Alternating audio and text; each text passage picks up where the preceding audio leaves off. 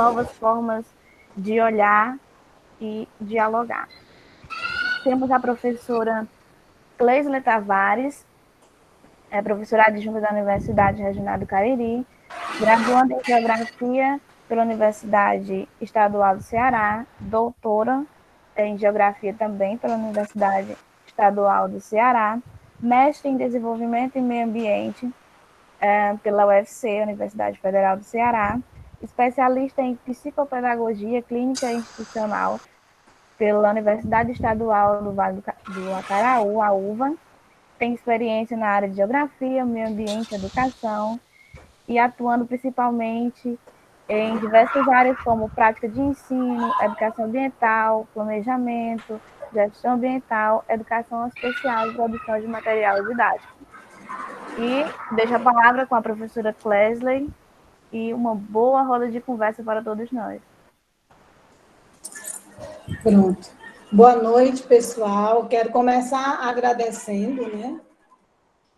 A gratidão é uma emoção ou sentimento, não sei dizer ao certo, mas que é muito importante na nossa caminhada aqui.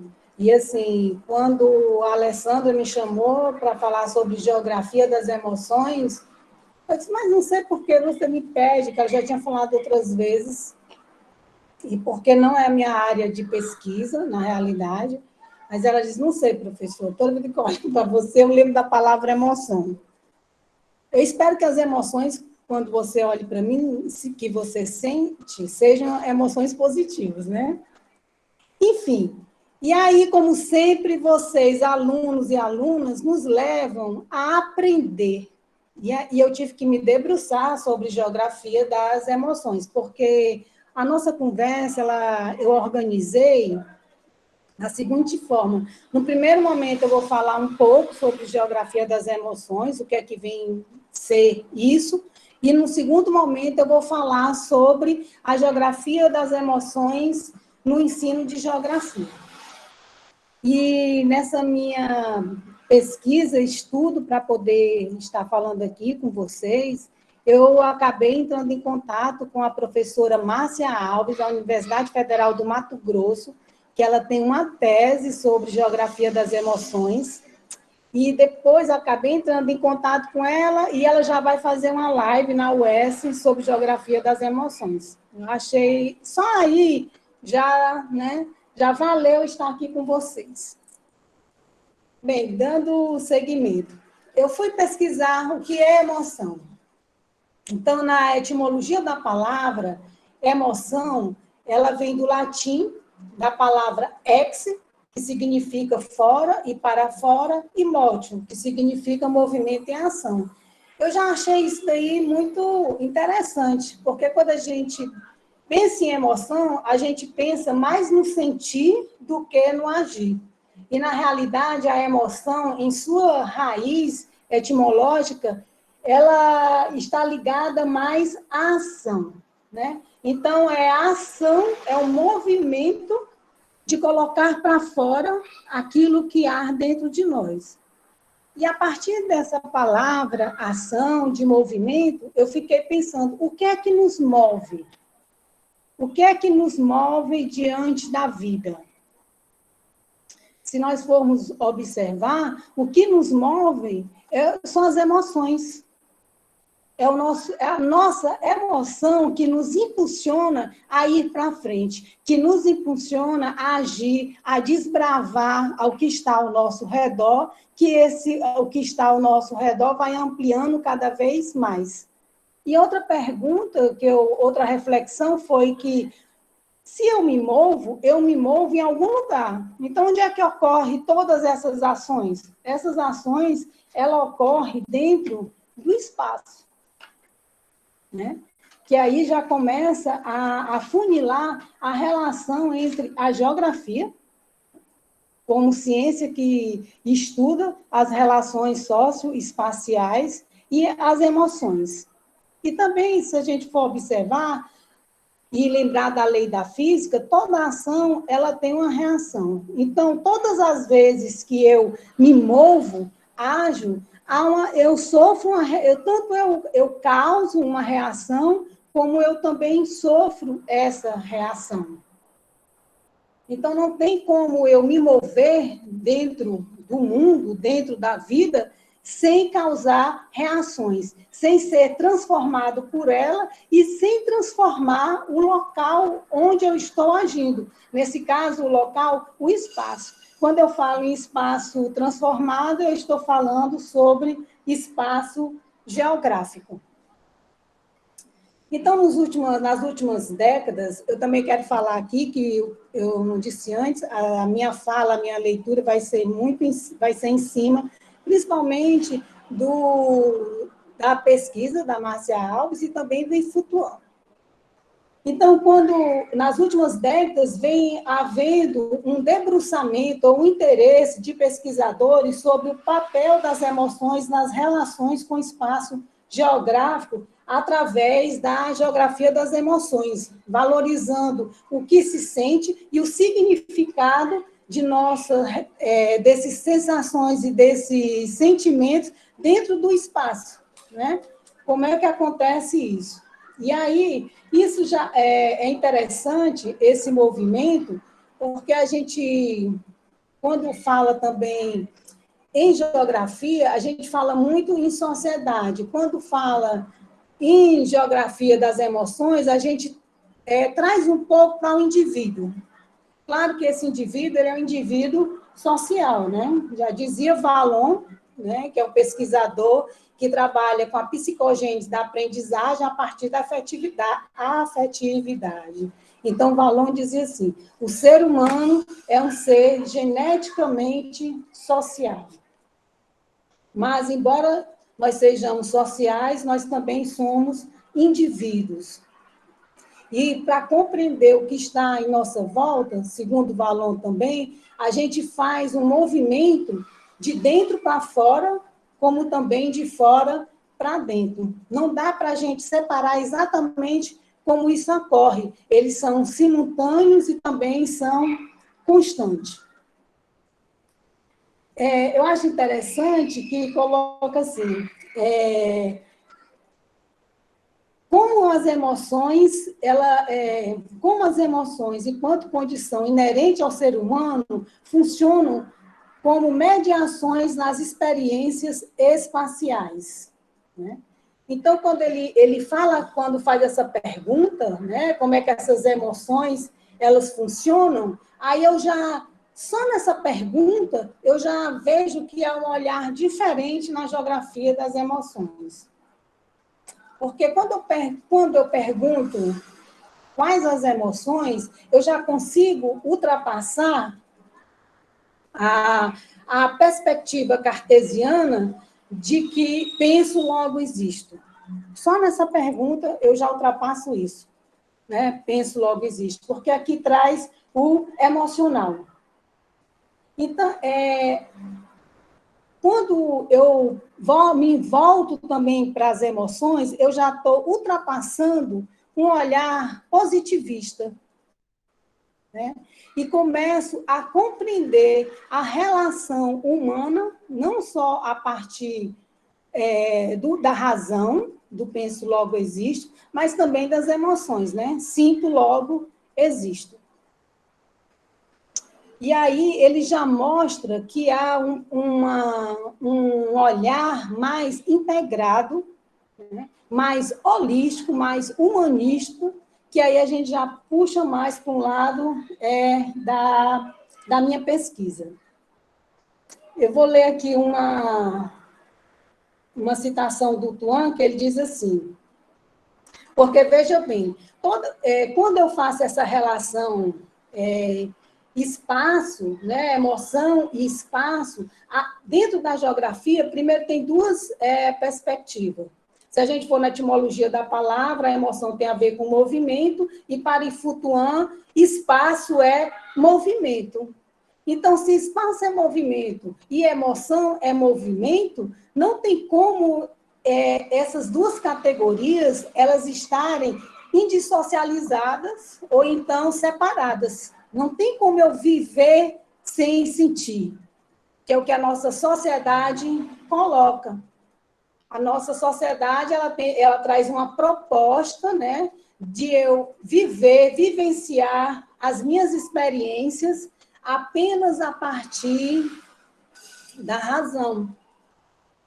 E é interessante porque um outro autor que eu trabalho, que é o Maturana, que é um chileno, ele diz que o que caracteriza a humanidade, o que caracteriza ser humano, é exatamente o entrelaçamento entre a emoção e a razão.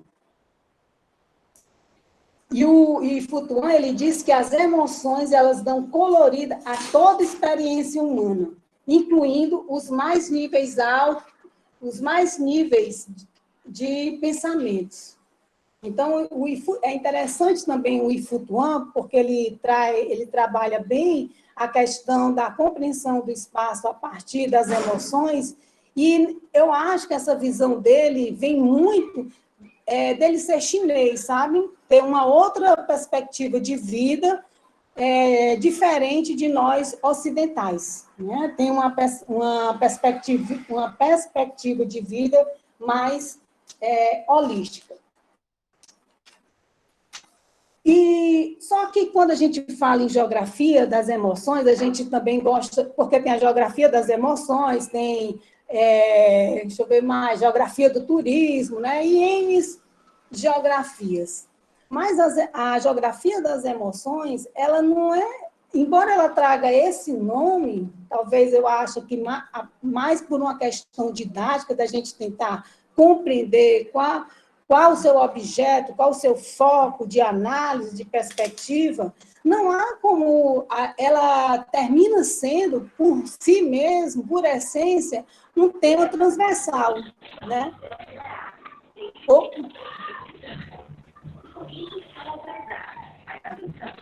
A Luciana aí está atrapalhando a da Luciana. Tá?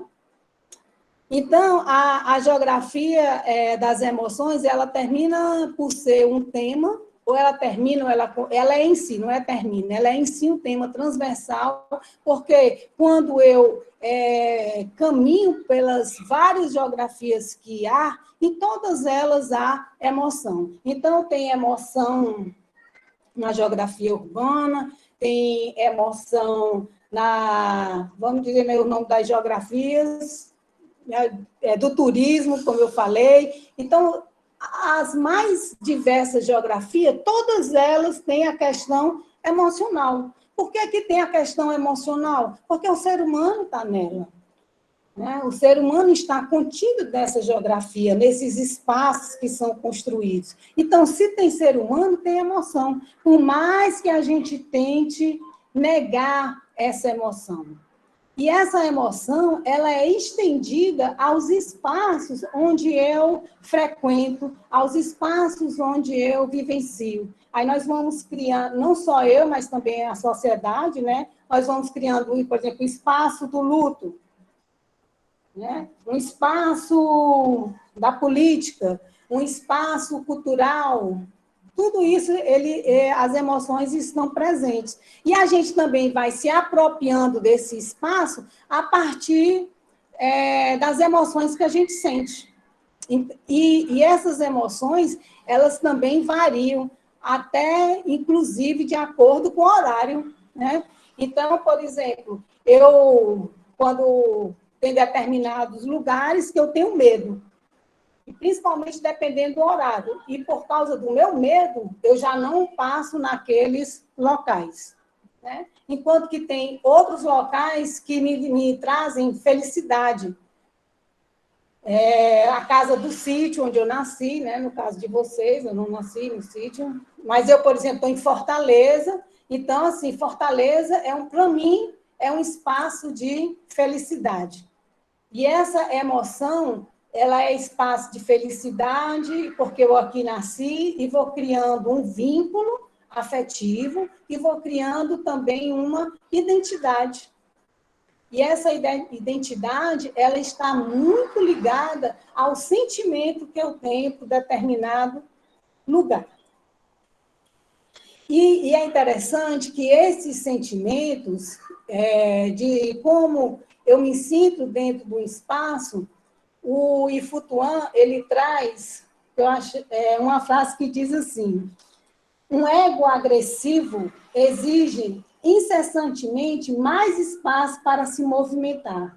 A sede de poder pode ser insaciável.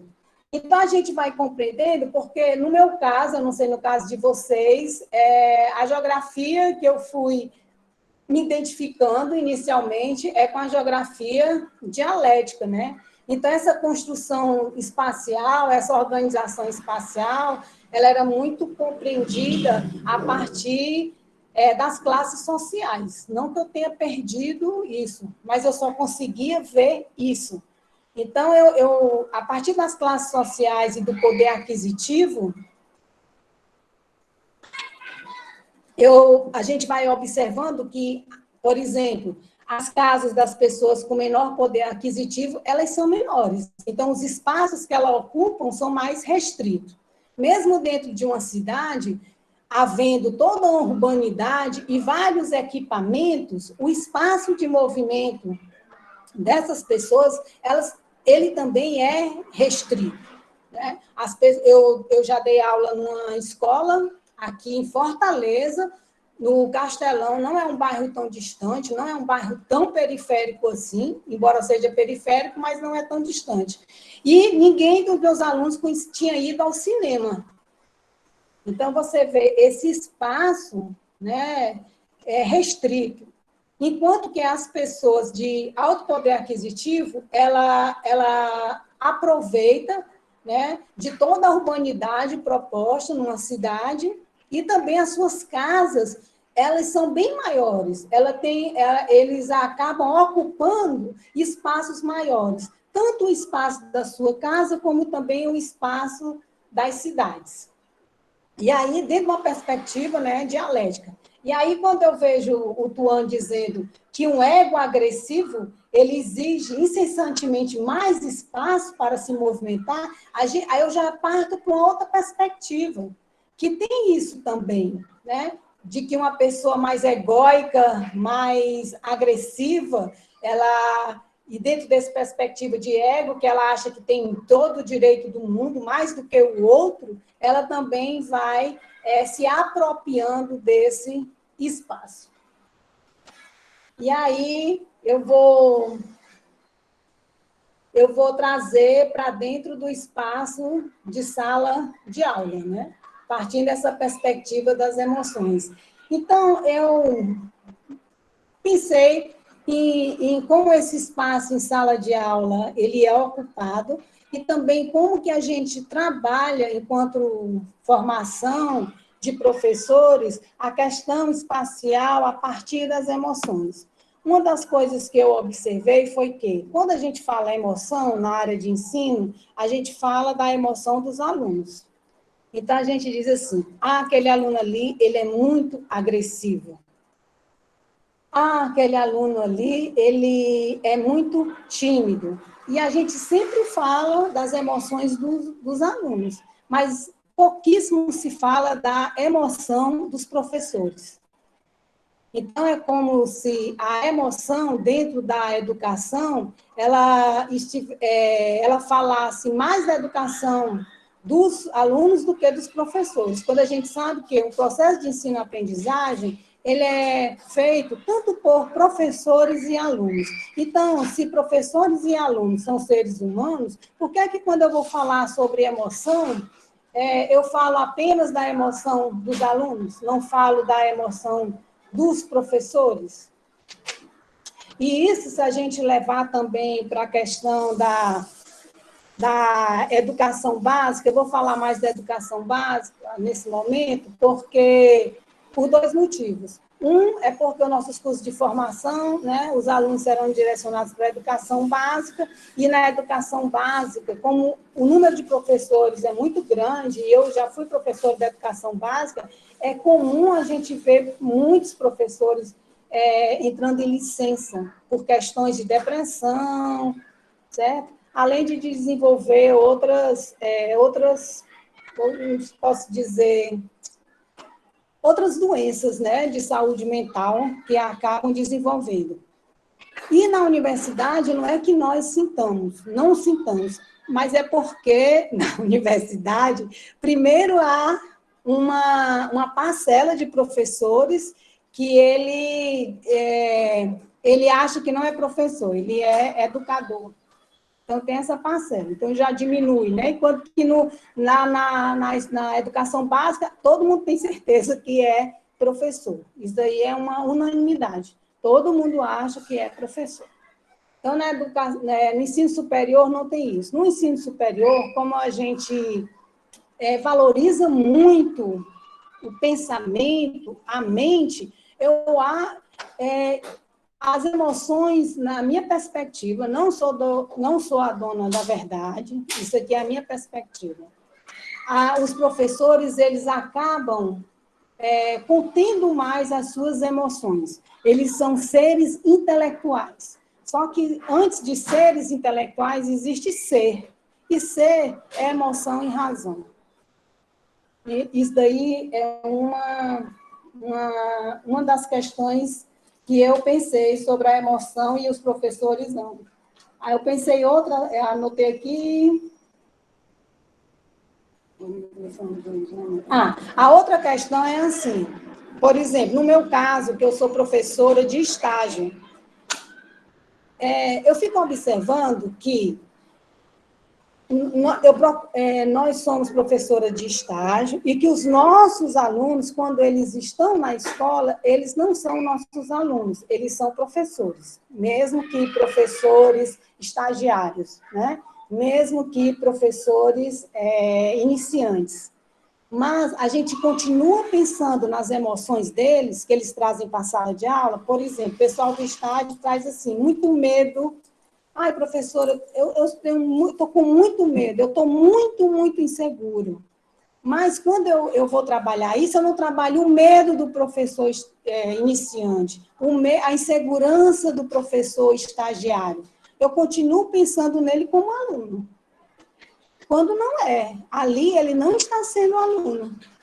Né? Em sala de aula, quando ele retorna com essas informações, ele, ao contrário, demonstra um aluno tranquilo, que pelo menos na minha sala, né? Com segurança suficiente para poder falar sobre as suas emoções. Mas essas emoções que ele vai falar em sala de aula é a emoção dele como professor.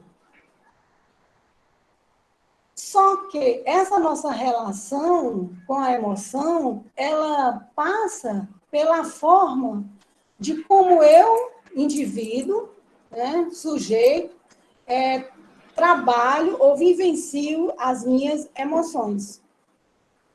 Se eu sou uma pessoa muito medrosa, não é que senti...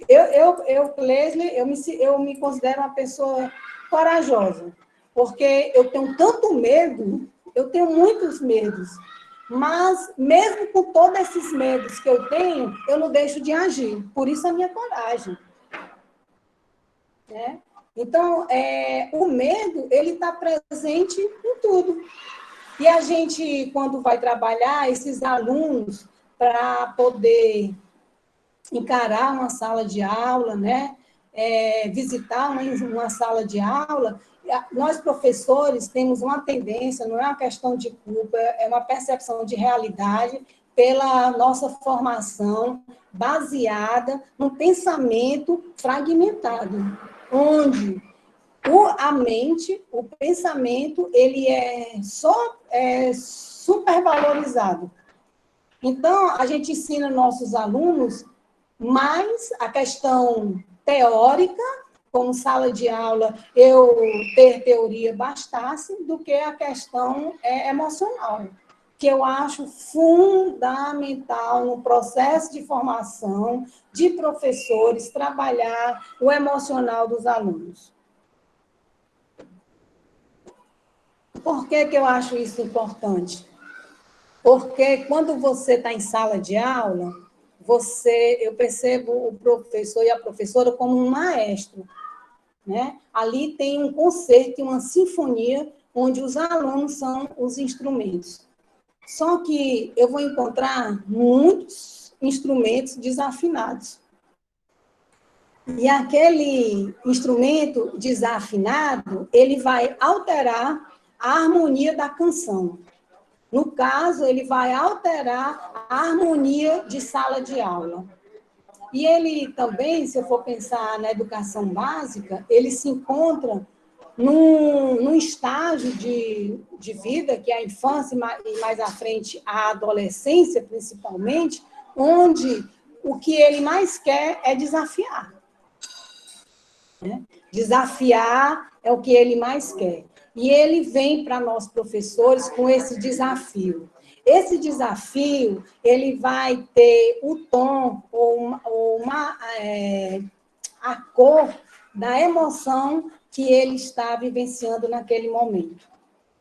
Então, ele pode ter um desafio alegre, vem com alegria, que, assim, exacerbada, vamos assim dizer, ou ele pode vir com uma dor muito grande. Ou então com a raiva muito grande.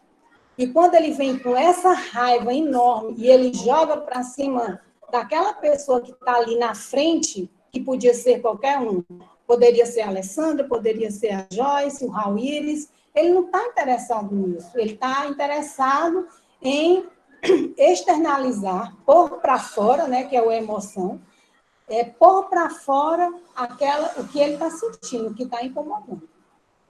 E se eu, professor, não tiver muito afinada, ou então muito confortável com a emoção que eu estou sentindo, né, ele pode me desestruturar. E o que é isso na prática? Que, por exemplo, na prática significa que eu não vou conseguir dar minha aula. Eu deixei a emoção daquele aluno, devido à minha emoção, algo que não é bem resolvido em mim, atrapalhar todo o planejamento de aula que eu fiz anteriormente. É nesse sentido. Então, eu acho que se os alunos eles trabalharem o emocional, além do intelectual, ajudaria bastante, significativamente, o seu desenvolvimento enquanto professor, né? Inclusive, eu coordeno um grupo de educação holística, onde a gente trabalha não só a razão, mas também a gente trabalha o corpo, a emoção, é uma visão integrada do ser. E muitos alunos, porque aí eu fiz uma pesquisa, né, no sentido de que, oi Samuel, eu fiz uma pesquisa, porque o que aí passa pela questão da metodologia, do professor pesquisador. O que é o professor pesquisador? É presença. Professor pesquisador não tem nada de mais, coisa difícil, não. Professor pesquisador é aquele professor ou aquela pessoa que ele está presente dentro das suas ações. Então, se eu estou presente no exercício, né, de ser professora, eu observo, eu analiso, é uma pesquisa. Eu analiso o que é que eu estou fazendo. Sim, aí então a gente trabalha a questão emocional dos alunos, eu também trabalho muito a questão emocional em sala de aula para as pessoas do estágio supervisionado 2, né? Eu trago exercícios como a mandala, né?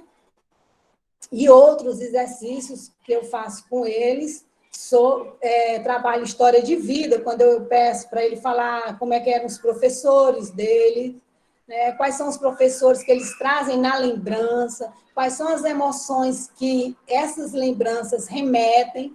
Então, eu puxo para eles muito a questão emocional.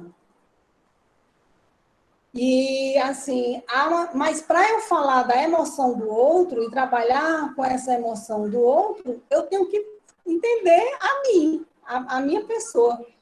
Né? Então, isso, eu vejo duas perspectivas sobre essa questão da emoção. Eu vejo a questão da formação, né,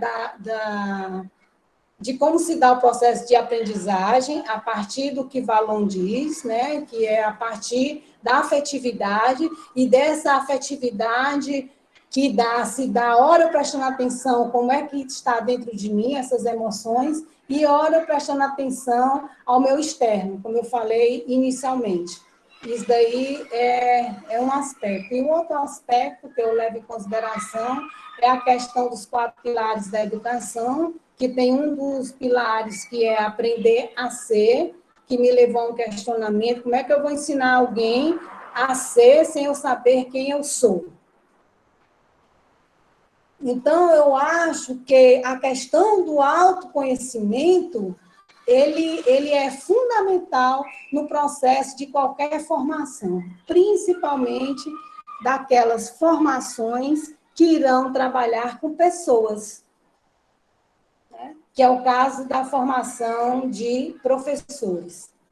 Mas nós, professores, nós temos, assim como qualquer pessoa que é formada numa sociedade onde o ter é mais importante do que o ser, e hoje em dia, onde o parecer é mais importante do que o ser, eu também me perco.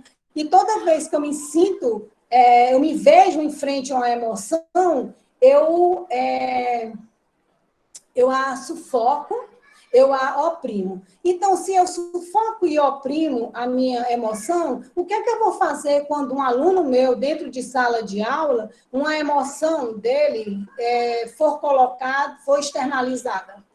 E se essa emoção, ela não for uma emoção que a gente considera positiva, porque a gente ainda tem isso, né? Tem algumas emoções que, legal essa emoção aí, essa outra emoção aí, de jeito nenhum. Então, assim, como é que eu vou tratar isso se dentro de mim eu não estou confortável com as emoções que eu sinto? E nem quero olhar para elas, e também porque na minha formação, tanto enquanto cidadã quanto profissional, né, a emoção é algo não valorizado. E eu demonstrar emoção, eu mostro vulnerabilidade, eu mostro incerteza. E isso não é permitido, que é algo antinatural, porque se a gente for pensar na natureza, a natureza ela é impermanente. A natureza não tem certeza de nada. E eu faço toda uma formação procurando certeza. E os meus alunos ficam me perguntando fórmulas. Como eu faço para conseguir ter domínio de sala de aula? Como é que eu faço para ser professor? Assim, o que eu posso dizer, se conheça, né? Conheça a ti mesmo, né? A gente volta, né, a pensadores bem mais antigos. Pronto, basicamente isso, eu não estou lendo nada que está aparecendo aqui, porque eu não consigo fazer duas coisas. Aí, se a Alessandra quiser dizendo, Cleide, fizeram essa pergunta, aí eu posso estar respondendo. Ótimo, vou perguntar assim, tá? Tem algumas indagações no chat. Antes de mais nada, eu vou agradecer pela participação de todos. Muito obrigada aos professores que estão aqui na sala conosco, aos alunos. Eu vou fazer aqui as perguntas, ok? Só um Ok. instante.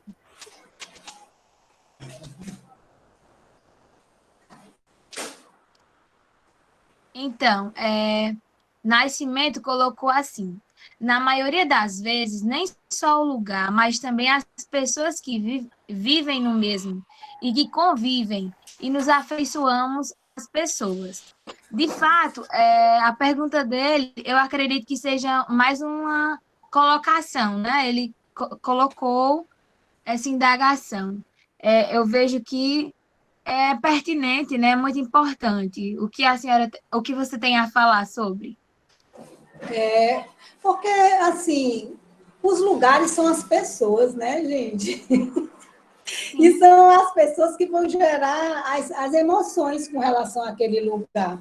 O lugar em si, ele por ele só, ele não tem um significado próprio. O significado é dado por nós, né? sim. Então, É, não sei se o, respondeu.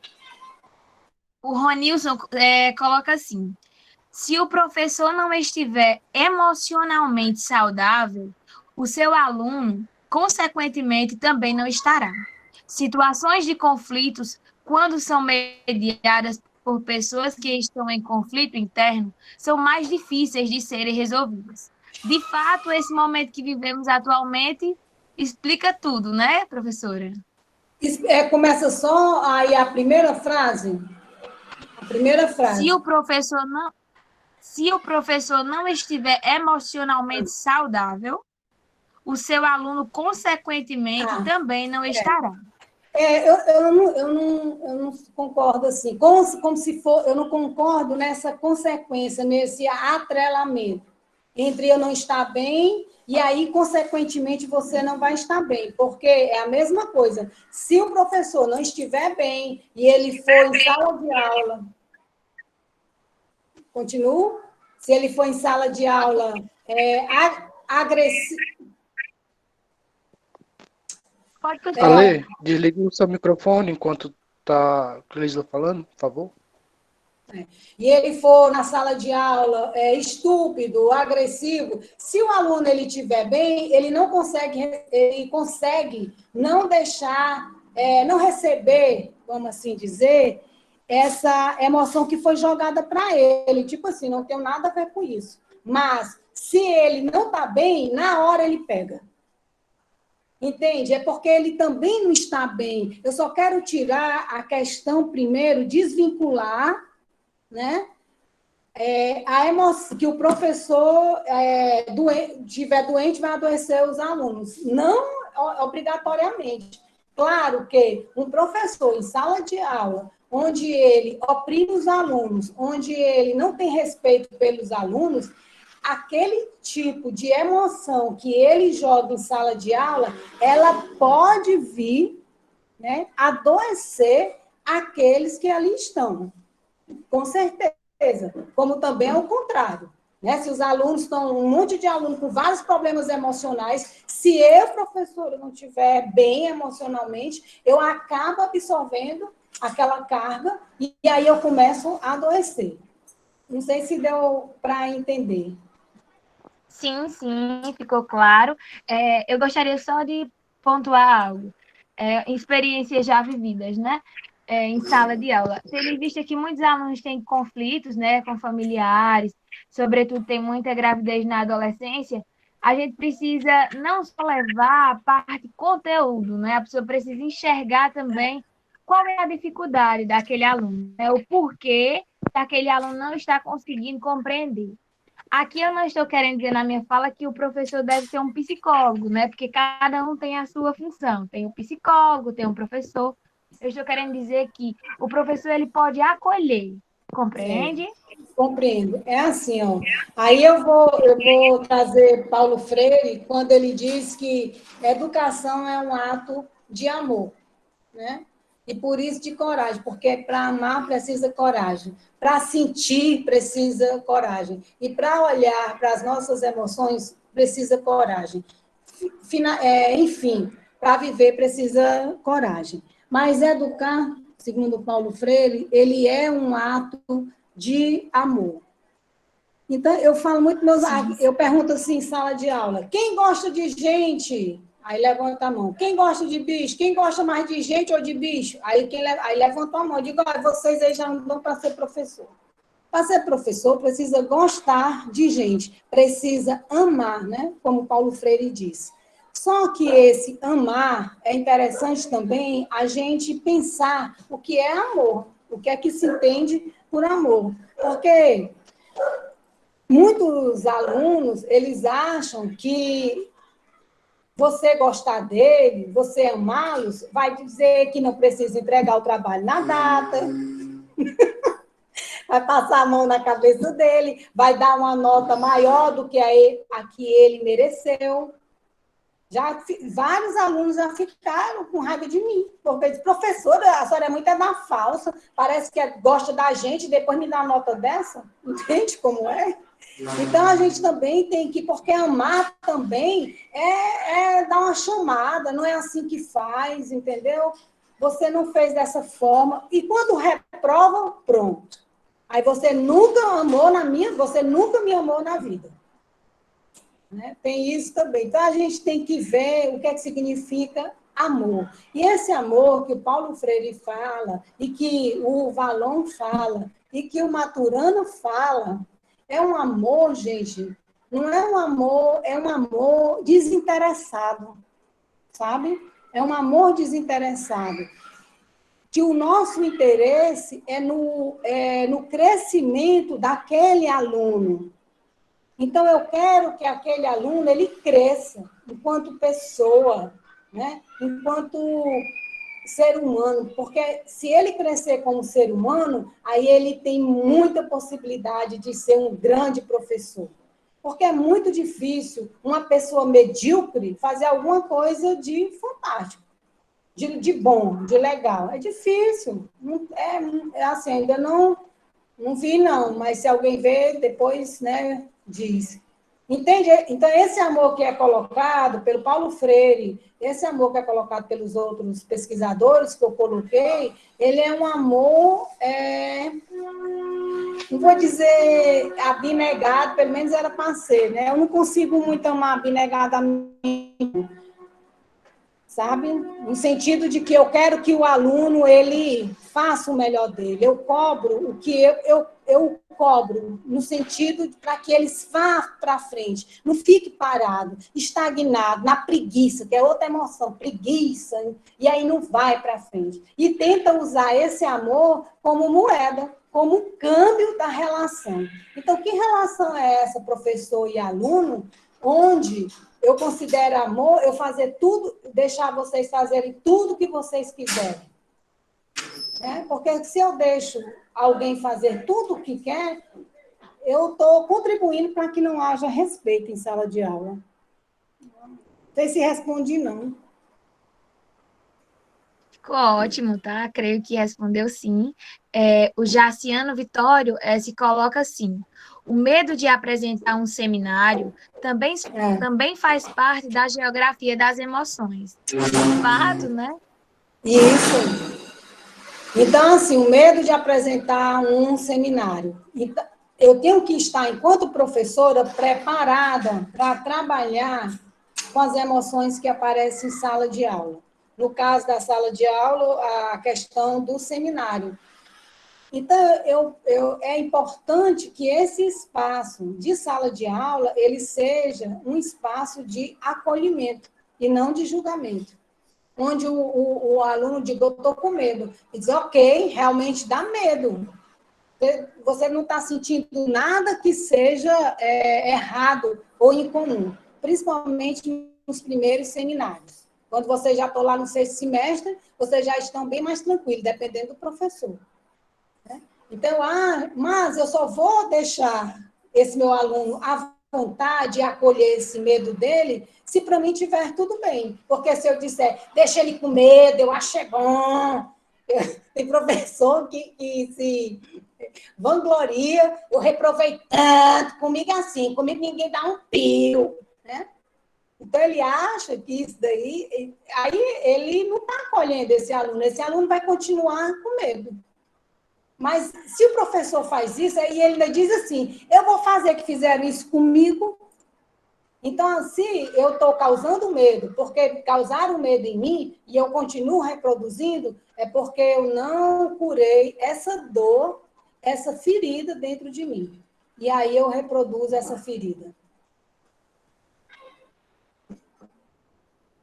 Pessoal, eu gostaria que vocês participassem em uma roda de conversa, pode ligar a câmera, ligar o microfone, dialogar com a professora Cleisla, tá? Ela está aberta a responder a todos, né, Cleisla? Estou. A dialogar, né? Não é Pronto, geografia então, das emoções, um olhar, né? Um novo olhar e e diálogo, e outra forma de dialogar. Então, estou aqui para dialogar. o Tiago Lima gostaria de falar, Tiago. Ligue o seu microfone e se coloque. Aguardar só um pouquinho. Vou dar a vez ao próximo, daqui a pouco eu falo. Mas questão de experiência mesmo agora, né? Que eu me formei E já estou atuando já na área e daqui a pouco eu continuo, pessoal. Depois eu só termino aqui o negócio, tá bom? Bem rapidinho, mas eu não ver. Ok. Alguém gostaria de se colocar? Alessandra, quando eu comecei a pensar essa questão das emoções, eu conversei com a professora Dulce, da educação, faz tempo que eu venho pensando essas coisas. E aí eu disse assim, você não acha que tem eu queria dizer assim, que as emoções eram mais importantes do que a razão. Era isso que eu queria dizer quando eu fui falar com ela. Aí ela disse, não, eu não acho. E eu achei muito legal. Ela disse, eu não acho. Eu acho que todas as duas são importantes, têm o mesmo peso. Entretanto, no momento que nós nos encontramos, não era da pandemia, não, isso era antes de pandemia. Eu estou falando do tipo de sociedade que nós, né, desenvolvemos, construímos todos. O formato de educação que aí está, ela precisa, né, nesse momento, trabalhar mais a emoção. Não que a emoção seja mais importante do que a razão. E isso eu concordei com ela, sabe? Porque não existe um aspecto nosso mais importante do que o outro. Todos os nossos aspectos humanos, a mente, o emocional, o espiritual, o corporal, todos eles são importantes. E todos eles nos ajudam, basta ler o Ifutuan, com a questão dos sentidos, a compreender o espaço. Ótima fala. E, de fato, realmente, é um conjunto, né? Algo Um que agrega, conjunto, né? um É uma conjunto, relação. exatamente. Não estou aqui querendo fazer Alguém uma mais apologia, gostaria não, né, das emoções. Alguém mais gostaria de se colocar, pessoal? Algum professor que está conosco na sala? Gostaria de falar um pouco sobre a sua experiência vivida dentro de sala de aula, a emoção com os seus alunos? Vamos lá. Quem se habilita? Queria tanto ouvir a Antônia e a Maria. Olá. Eu também. E a Jardélia, eu estou falando delas, viu, porque elas são professoras do mesmo departamento e da prática de ensino. Né? Que tem a Lourdes também, que estava aí e tudo, mas é por isso que eu estou falando delas. Mas os outros também. E também porque eu tenho uma admiração muito grande por elas. A Jardélia, porque eu conheço há pouco tempo, mas assim, da Maria e da Antônia, porque são assim duas educadoras de mão cheia, sabe? Que tem muito amor pelo que faz. Professora, Pois não. tem uma pergunta. Já que o tema é emoções, né, geografia das emoções, eu ainda estou caminhando para ir à aula, né? Ir dar aula. Mas eu já fui aluno, né? E quando eu fui aluno, geralmente eu me dava muito bem com os professores. Porém, teve um professor que eu não me dei muito bem. Hoje, eu, como futuro professor, tenho me colocado no lugar dele. Mas mesmo assim, eu não sei como, sei como me importar em caso desse. A senhora tem alguma coisa a falar sobre isso? De como você vai se portar no caso desse, que caso? No caso que quando eu fui aluno, eu sempre me dei bem com o professor, mas teve um que não me dei muito bem. E hoje, né, como eu vou ser professor, eu posso também estar na pele desse professor, de ter algum aluno que não se dar bem comigo, né? Como eu Com devo certeza. reagir diante... Gente, é assim, eu tenho... No mundo não tem só pessoas que a gente gosta, né? Quer dizer, tem uma frase que eu adoro, eu gosto de todo mundo, uns perto, outros longe. Então, tem aqueles que a gente gosta longe. O que é que eu faço? Seja inteiro. Porque assim, ó, gente, não são todos os alunos que eu gosto. Quando eu digo que eu amo o que eu faço, eu amo o que eu faço. Quando eu digo que eu amo os meus alunos, eu amo os meus alunos, a maioria. Mas tem uns que eu não amo e nem gosto deles, entende? Mas não é porque eu não gostar dele, porque gostar é uma questão de subjetividade, passa muito pelos meus critérios pessoais. Eu não gostar dele não é motivo para eu persegui-lo, por exemplo, né? Para todas as vezes que ele for falar em sala de aula, eu não permitir cortá-lo numa pergunta. Aí, entende como é? Então, como é que eu faço? Respeite as pessoas em salas de aula. Aí a gente passa, o que você está me perguntando, passa muito pela carência, pela nossa carência. E a gente quer que todo mundo goste da gente. A gente tem que ser realista e saber que nem todo mundo vai gostar. Então, tem alunos que não gostam de mim. Tudo bem.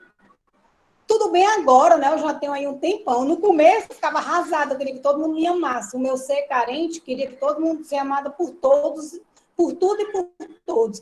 E essa minha carência não era só em sala de aula. Eu queria que todas as minhas amigas gostassem de mim. Eu queria ser a melhor amiga de todas as minhas amigas. Olha que loucura. Isso aí passa por uma carência. À medida que eu fui olhando para essa carência e vendo que emoção era aquela, de onde é que vinha aquela dor em não aceitar que o outro pode não gostar de mim, que aí ela perpassa o orgulho, né? Ela perpassa a soberba, porque como não pode gostar de mim, uma pessoa maravilhosa? Pode, eu sou uma pessoa maravilhosa, com defeito, maravilhosamente defeituosa. E tem determinados defeitos que eu trago, limitações, que aquela pessoa não suporta. Tem uns que ela suporta e outros não. E aí você cai na armadilha do aluno, de fazer tudo para que eles gostem de você, e você acaba perdendo o domínio de sala. Então, assim, primeira coisa, você não vai ser amado por todos, mas procure ser justo com todos. Obrigado, professora. Ajudou bastante, viu? O Ronilson gostaria de falar. A palavra é sua, Ronilson. Boa noite, professora Clesley. Boa noite, Ronilson. Boa noite aos demais professores que estão na reunião, aos alunos. Me chamo Ronilson Fernandes, eu já fui professor aí na URCA, participei dia desses dessa conversa bacana dos meninos aí. Parabenizar pela fala, professora. Muito, muito bom ver que a URCA tem alguém que fala sobre essa temática, muito importante dentro da universidade, muito mais ainda para a gente que está na sala de aula.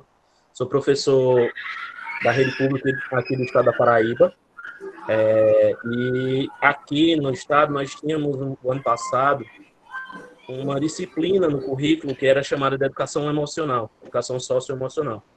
E essa disciplina, infelizmente, ela foi colocada para tapar buraco, aquela disciplina que foi, em alguns casos, né, em específico, o objetivo foi maravilhoso, mas a execução foi péssima. E acabou que a disciplina não serviu para o propósito adequado e não gerou os efeitos necessários, tanto é que esse ano ela foi retirada. Viram que foi uma forma errada, enfim, mas eu fui professor dessa disciplina no ano passado e ao estudar um pouco sobre a temática e aprender para poder dar a aula, né, que aí eu tive que me esforçar para isso, eu acabei vendo tudo isso que você falou e muito mais coisas. Eu vi que esse é um universo muito amplo, essa ideia de reconstrução emocional que a gente tem que fazer enquanto professor. E aí, até dando uma pontadazinha na fala, uma pontinha na fala do Diogo. Acho que foi o Diogo que perguntou sobre o que fazer dentro da sala de aula. É basicamente isso. Você agir como se você fosse um bom pai, uma boa mãe do seu aluno. Aquele que faz o que ele precisa e não o que ele quer, né? O que é necessário, o que é justo, o que é adequado para o aluno, e você reconhecer sempre que possível as potencialidades dele, saber elogiar, saber pedir, saber agradecer, e também saber valorizar o trabalho do aluno. Porque o aluno que se sente valorizado pelo professor, ele se sente mais apegado, ele se sente mais amado. Daí é um papel importante do professor nesse momento. Não é de agradar a todos, mas de ser capaz de fazer um trabalho em que todos saiam com um benefício, né? Um benefício emocional, um benefício educacional, pedagógico, enfim. Eu acho que é isso. Nosso papel é esse. E eu, em relação a toda essa experiência, eu melhorei bastante ao conhecer um pouco mais sobre essa temática, né? E poder explorar ela dentro da sala de aula. A começar pela ideia da comunicação não violenta, do Marshall Isso, Rosenberg, que eu acabei explorando um pouco para poder começar a trabalhar com a disciplina. Então, é uma ideia muito muito fascinante. Então, quando você percebe que sua fala ela é impactante para bom e para ruim, você começa a perceber certas posturas que você tem dentro de sala de aula. Obrigado pelo espaço. bom vê-lo, Ronilson.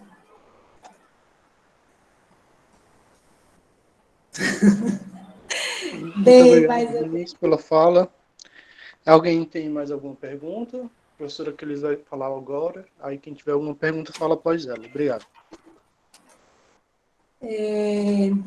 sobre essa questão do espaço e o espaço de sala de aula e a questão das emoções, né? A gente pode perceber como é que esse espaço de sala de aula ele foi construído. Quais são os interesses por trás dessa construção, tanto estrutural do espaço, como também por trás dessa construção subjetiva do espaço. Então, assim, aquele espaço escolar, quando a gente vê o PPC, né, da escola, qual é a proposta de educação que aquela escola tem? Porque, pela proposta de educação, mesmo que ele não traga, infelizmente, não coloque no papel, nas propostas e objetivos, palavras de afeto, palavras de emoção, as emoções estão ali de forma ocultas, né? Então, quando eu coloco dentro do meu objetivo desenvolver a criticidade do aluno, eu estou dizendo que eu estou aberta para ouvir uma diversidade de pensamentos, de emoções, de modos de ser no mundo, se tiver isso na proposta. Né? Quando eu digo que o meu tipo de avaliação é uma avaliação participativa, isso quer dizer que eu estou aberta a ouvir. E ouvir, ela requer uma amorosidade muito grande.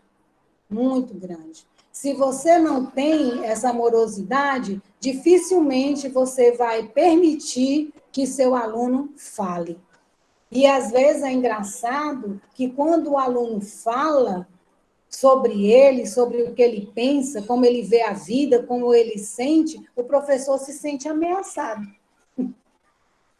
E ele diz assim, aquele aluno não gosta de mim? Né? Será que aquele aluno não gosta de você? Ou dentro de você existe uma parte que não foi preenchida com todo o amor que você necessita e que só você pode dar. Isso é uma coisa. E também nós, professores, às vezes o professor, ele quer que o aluno, ele faça tudo que ele manda, mesmo que diga uma coisa que não tem nada a ver, que o aluno só vai ser um bom aluno se fizer tudo o que eu quiser. Olha aí a birra, olha aí como a infantilização emocional desse professor.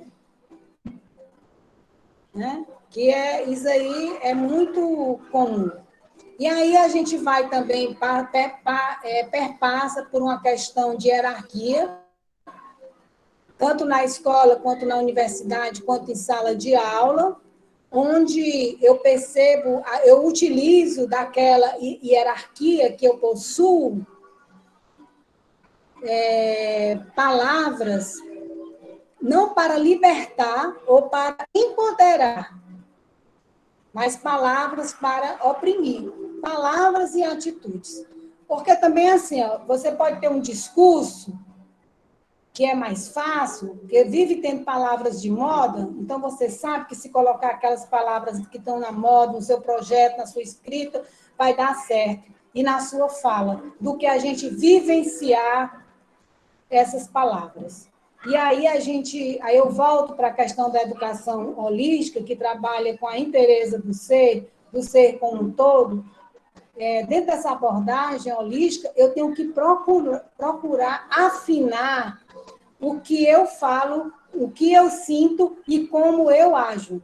Eu tive muitos professores, alguns, vou dizer muitos não, alguns professores que tinham um discurso, né, de diálogo e que a gente não conseguia falar na aula dele. A gente ficava oprimido, com medo de falar, de não escuta, que a gente faz a pergunta e o professor continua como se nada, como se ninguém tivesse perguntado nada para ele. Não, porque ele não está preparado para a troca. E processo é troca. Né? Processo de ensino, aprendizagem é troca. Então, assim, eu estou sempre aprendendo com os meus alunos. Sempre, sempre, sempre. E o que eu posso falar para eles é só a minha experiência. Tanto falar, como também o modo como eu ajo em sala de aula. Eu estou aqui com vários alunos meus, né? Então, eles sabem se o que eu estou falando é só da boca para fora ou se é do coração, se é com o coração que eu estou dizendo também, se essa minha fala ela está alinhada com o que eu sinto e como eu me comporto. Porque eu achei interessante essa frase do Paulo Freire, educação é um ato de amor. A partir dessa fala dele, eu percebi que aquelas pessoas, existe quem é professor e quem é educador. Então, quando ele diz educação é um ato de amor, quem é educador ama, gente. Ama. Não tem como você ser educador sem amar. Você pode ser um professor, pode ser uma pessoa frustrada, não arrumei nenhum outro serviço, vou fazer isso. Aí, quando chega em sala de aula, que acha que é fácil, principalmente se eu for trabalhar com criança, que é assim que as pessoas falam, pô, criança, ela é muito mais sagaz, exige muito mais de você. E você não engana. Então, ali, eu não sou um educador. Eu sou uma pessoa um embuste, na realidade. E todo mundo está percebendo que você é isso. Você não engana, a gente não engana ninguém. Ou pode até enganar durante um pouco tempo. E aqueles que conseguem enganar por mais tempo é porque eles conseguem se enganar mais. Então, quanto mais eu me engano, quanto mais eu vivo uma mentira desse ser que eu sou, aí eu volto para aprender a ser, mais tempo eu vou levando para enganar as pessoas também. É assim, quanto melhor atriz eu for, mais eu vou conseguir. Só que a atriz, ela é uma fantasia, ela não é uma realidade.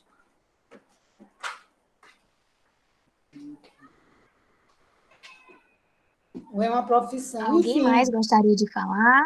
Até a Joyce, eu nem sei se a Joyce já saiu, a Joyce já falou naquela hora, eu acho Joyce que está está ali. aqui Pois é. comentando no chat. Joyce gostaria de falar, Joyce?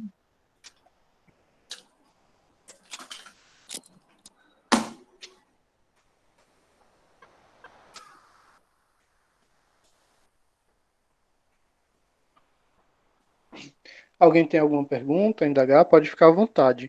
Caso não queiram fazer diretamente, é só escrever no chat que a gente refaz a pergunta. Obrigado.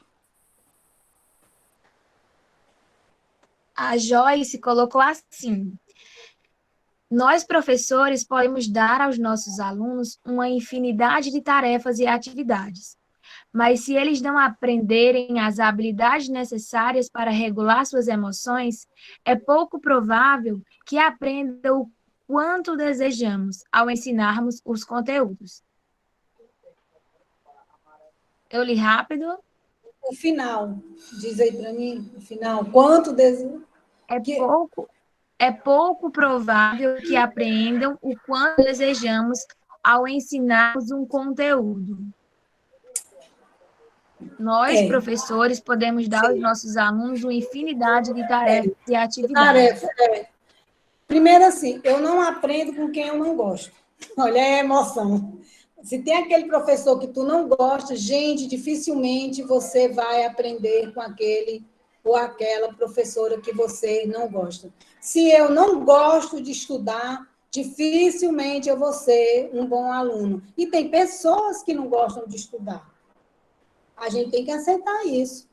Então, a gente também fica com uma cobrança muito grande, principalmente quando a gente fala em emoção, que fala educação com amor. A gente sempre, o professor leva para si toda a responsabilidade pelo processo de aprendizagem, de ensino e aprendizagem. E, assim, vão ter determinadas pessoas que aquilo ali que a gente está falando não é interessante. Entendeu? Ela não quer estudar.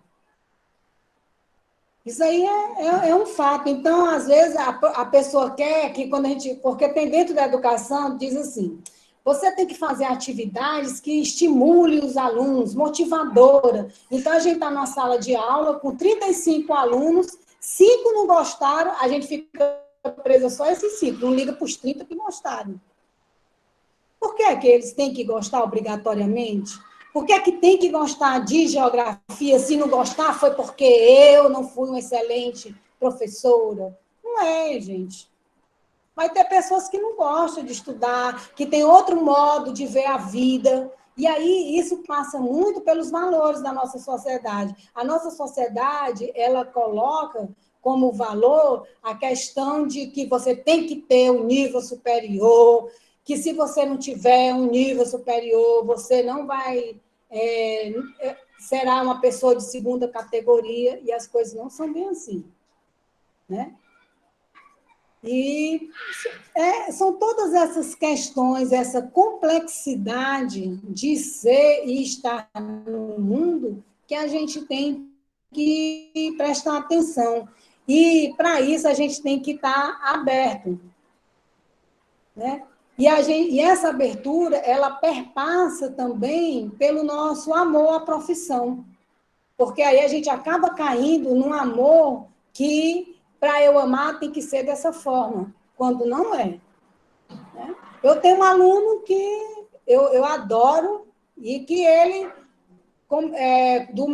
começa a minha disciplina e depois vai ficando menos interessado, entendeu? E vai saindo. Eu queria tanto que ele continuasse o interesse, mas ele não quer, eu tenho que respeitar. Eu vou gostar menos dele? Ou vou dizer, agora eu não quero mais conversa com ele? Não, nada disso. Não vou fazer isso. E os que estão lá dentro que querem? Porque também eu tenho um aluno que me adora e tal. Então, o importante é que me respeite. Isso aí eu acho que é o fundamental. E eu consigo isso respeitando, porque tudo passa por mim. Né? E é interessante as emoções em sala de aula e a questão do diálogo, já que aí fala em diálogo, que nós também temos determinadas emoções que elas são bem aceitas pela sociedade e também determinadas formas de pensar que são bem aceitas. Então, já aconteceu em sala de aula, dentro dessa perspectiva de diálogo, que eu converso muito, trabalho muito na metodologia de aulas dialogadas, que tinha aluno, por exemplo, eu trouxe um vídeo sobre machismo, e tinha um aluno que ele era machista, entendeu? E, tipo assim, tudo bem. Não tudo bem no sentido do que eu concorde, mas ele tem direito de ser. E se eu limá-lo, né, e não deixar ele falar, que aí quando ele começou a falar, houve toda uma rejeição contra ele. E olha que eu sou feminista. E aí mas ele estava sendo sincero, ele estava sendo coerente. E essas percepções da vida, elas podem ser desconstruídas. E para elas serem desconstruídas, elas têm que serem, primeiro, acolhidas.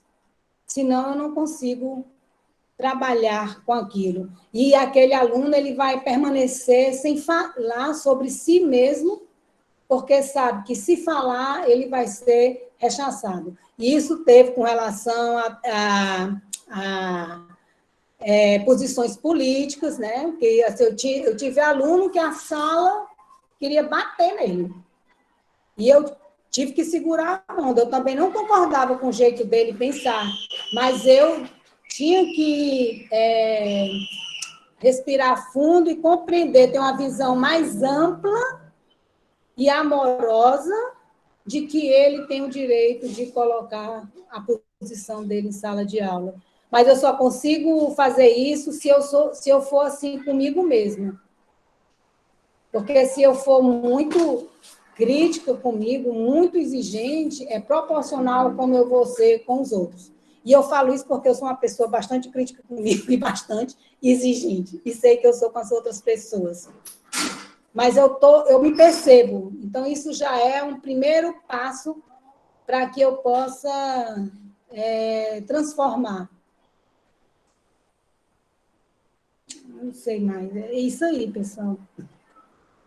Você é o máximo, Cleiton. O Tiago colocou aqui no chat, você é o máximo. É porque ele é um dos que me ama. Eu também lhe amo muito. Então é bom, porque quem não me ama não vem, ou quem não me ama me respeita a ponto de não vir. Eu já fico feliz, né? De não vir aqui. Isso. Ai. Eu passo a palavra para o Tiago, né? Ele gostaria de falar.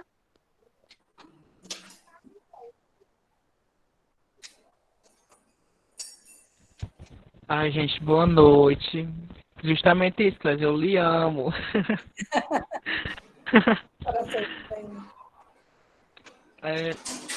Só falando um pouco do que eu ia só comentar, certo? Não sei se vai contribuir, mas assim, questão de experiência, certo? De modo, agora eu me formei recentemente, né? Tão recentemente aí foi em março, não, fevereiro. Pronto. Aí eu tive uma proposta para trabalhar numa escola, certo? Então, o que acontece? É muito diferente você tá na sala de aula como aluno, certo? E depois você vai atuar como estagiário, certo? Também já são campos diferentes, certo? São bem diferentes. Mas quando você vai assumir uma sala de aula, tipo, a ficha cai. Tem hora que a ficha não cai. Você em sala de aula não cai quando você está no estágio, mas quando você está lá, sendo o profissional daquela sala, o regente, essa ficha cai. E, tipo assim, como experiência que aconteceu comigo. No primeiro dia de aula, eu fui preparado, certo? Fui preparado. E quando eu entrei nessa sala de aula, eu demorei o quê? Uns 3 minutos para poder me virar para os meus alunos, para poder me apresentar e tentar conhecer eles. Então, vem aquele medo, realmente a ficha ali caiu na hora, o que é que eu vou fazer? Entendeu? Então, essa questão é mais assim, para o emocional de você se trabalhar, que você tem que estar preparado, mesmo você não estando, certo? É só esse comentário que eu queria colocar aqui, que eu já falou lá no início, e estou trazendo de volta. Obrigado.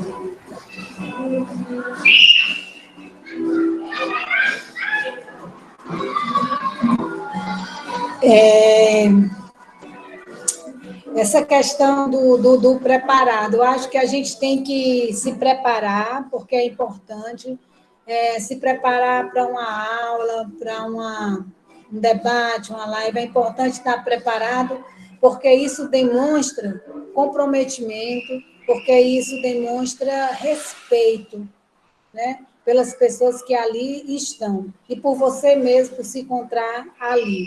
Mas esse preparado é um preparado sabendo que vai acontecer, a possibilidade de acontecer algo que você não se preparou é muito grande.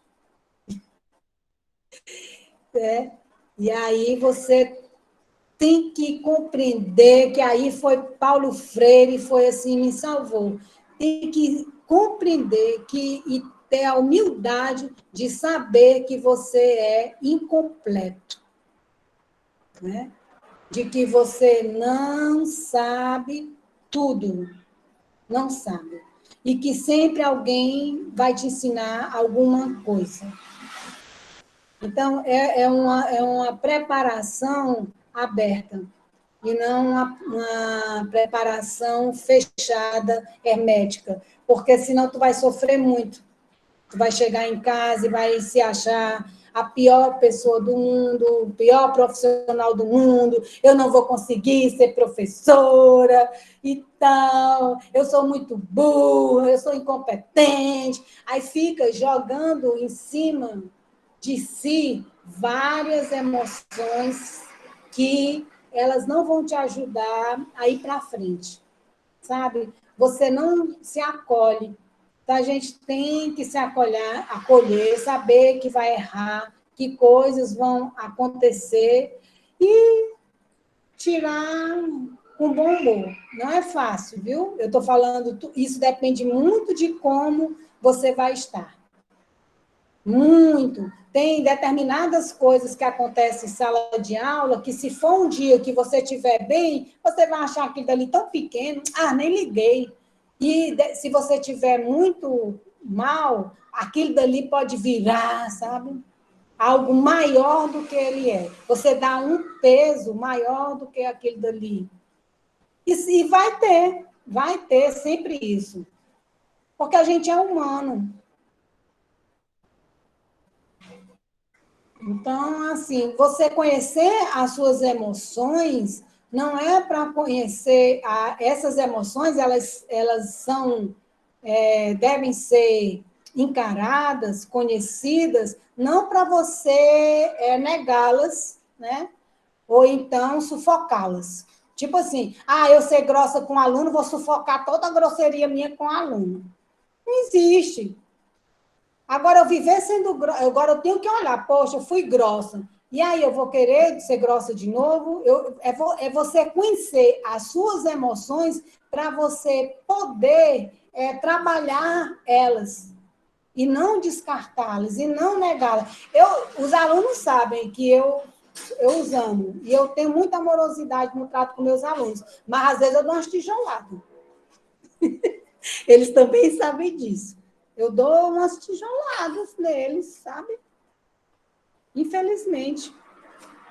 Mas quando eu digo, poxa, eu fui grossa com aquele aluno, eu percebo que eu fui grossa. Às vezes, eu peço desculpa, a maioria das vezes peço desculpa, outras vezes não peço, outras vezes nem notei que fui grossa, entende?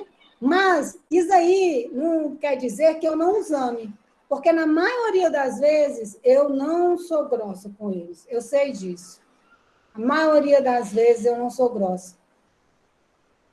E é isso. E é o que eu sou. E, assim, é o que eu tenho a falar. Não é grande coisa, mas é a minha experiência de vida. Então, é alguma coisa. Assim como os meus alunos também. É a experiência de vida deles. Então, é alguma coisa.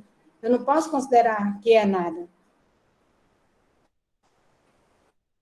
E isso, assim, me traz muita alegria, sabe? E na minha profissão. Eu tenho problemas com alunos? Tenho. Eu já tive aluno quando eu fui dar aula para professores, que para mim é o pior público. Me desculpe, os professores, eu sou professora. Eu fui dar aula para professores na UVA. Teve um homem que ele partiu para cima de mim, querendo me bater com o dedo na minha cara, entendeu? Foi muito doloroso. Aquele dali me trouxe vários sentimentos de autoridade que eu sofri e eu tive que sustentar, né? Porque eu era professora, eu era a autoridade em sala de aula, mas eu também tinha que segurar a minha onda, as minhas feridas, para não deixar tudo isso vir à tona e a sala de aula virar uma guerra. Porque eu tenho um compromisso maior. Mas, assim, eu nunca tive carro riscado, pneu furado, nunca tive com os meus alunos, sabe? Eu nunca tive essas reações de ódio comigo. Eu acho que passa muito que você, a questão da física, né? Que toda ação tem uma reação. Passa muito pelo amor que eu dou a eles. Enfim, é isso aí. Alguém mais gostaria de se colocar? Uma excelente fala, né? Tendo em vista que a gente não pode só, muitas vezes tem que reclamar mesmo, abrir o olho, né? Porque tem muitos alunos que acham que é brincadeira, quando na verdade estamos lá para estudar, para aprender. Claro que tem um momento de descontração, mas tem que ter responsabilidade também, né? Se alguém quiser falar, está aberto, eu vou só colocar um questionamento. Professora Cleide, o que a senhora tem a dizer como um aluno que está em processo de formação pode levar para um estágio, para futuramente em sala de aula, a temática educação afetiva? Como ele Educação o pode quê? Educação afetiva? afetiva, né? É assim, ó. Primeiro, eu só levo na minha bagagem o que tem dentro dela. Certo? O que é que isso quer dizer, né? Isso quer dizer que se eu sou uma pessoa, um ser humano afetuoso, a afetividade, a primeira coisa, ela vai estar presente em todas as minhas relações, em todas as minhas ações, inclusive a ação de professora. E passa pela forma como eu me relaciono afetivamente com o mundo, na minha perspectiva. Então, tem pessoas que do mesmo jeito que em sala de aula, elas travam porque elas têm medo que, se demonstrar amor, os alunos não vão respeitá-las, ela também é assim nas relações dela pessoal. Ela é assim com relação aos pais dela, ela é assim com relação aos companheiros e companheiras dela. Ah, eu não vou demonstrar que eu amo, não, porque ele pode me fazer de besta. Então, ela é assim com os filhos dela. Então, há um bloqueio desse canal afetivo em todas as relações. Então, como eu vou levar isso para a sala de aula? Tu vai levar contigo mesmo. Né?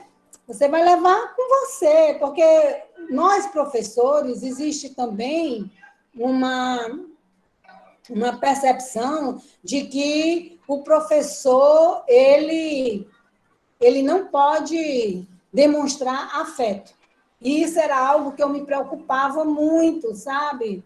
Eu ficava, ai meu Deus, eu me lembro que no primeiro semestre que eu ensinei na URCA, tinha uns alunos na turma da noite que eles eram muito parecidos com meus filhos e os amigos dos meus filhos, que é a mesma idade de vocês. E eu dizia assim, pessoal, peraí, silêncio que eu estou aqui, era negócio de... Esqueci agora o nome da disciplina. Projeto. Era de projeto, para a pessoa fazer o projeto. E aí, uma hora eu olhei para eles, lá no fundo da sala, e na hora que eu me virei, que eu estava orientando uma aluna, que eu ia dar um carão, na hora que eu levantei, que eu olhei para eles, veio assim um amor, sabe? Aí eu olhei para eles e disse assim, eu amo vocês. Eu digo, meu Deus, como é que eu digo isso? No lugar do carão, eu disse, eu amo vocês. Cara, eles ficaram tão perplexos e surpresos que eles ficaram quietos. E aí eu cheguei em casa e fiquei, que eu tenho meus dramas, né? E fiquei, meu Deus, como é que eu digo? Eu amo vocês, meu Deus, se vamos pensar diferente, se não sei o quê, como é que uma professora da universidade, que tem um modelo de como é que ser professor da universidade, né? Diz um negócio desse, eu pego e sapeco uma informação assim. Aí, como sempre, Paulo Freire, gente, Paulo Freire. Eu já procurei essa frase e não me encontrei. Que eu me deparei com a frase de Paulo Freire falando sobre amorosidade do educador, que não era aquela frase que eu disse.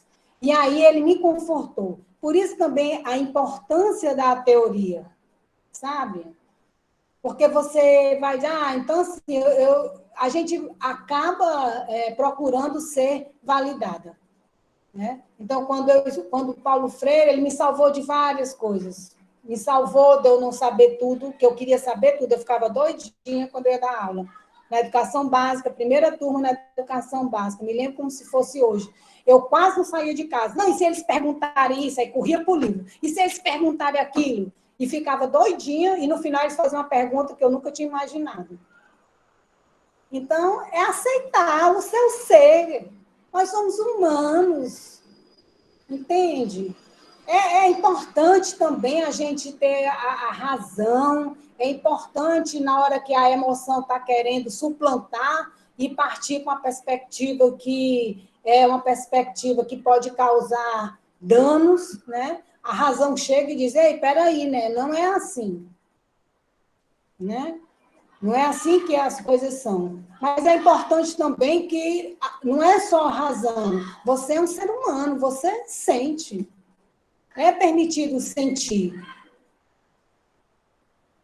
Então, quando você vai para a sala de aula, você vai quem você é. Por isso que é importante o autoconhecimento. Quem eu sou? Como é que eu vou chegar nessa sala de aula? O Ronilson falou da comunicação não violenta, que é a CNV, ela tem 4 passos, e um dos passos dessa comunicação não violenta, que eu fico tentando muito, sabe, Ronilson, essa comunicação violenta, um dia eu consigo. Um dos passos dela é você perceber o que você sente, né? O que é que você está sentindo? Então, é olhar para si. Depois, a partir dessa emoção, você vai perceber qual a sua necessidade. Eu estou sentindo raiva. Mas por que você está sentindo raiva? Eu estou sentindo raiva porque os alunos não fizeram, não leram o texto. Mas por quê? Qual é a sua necessidade? A minha necessidade é ser levada a sério. Aí vai, né? Quais são as necessidades, né? A minha necessidade é que eles prestem atenção, porque se eles não prestarem atenção, eu vou me sentir rejeitada. Aí você vai.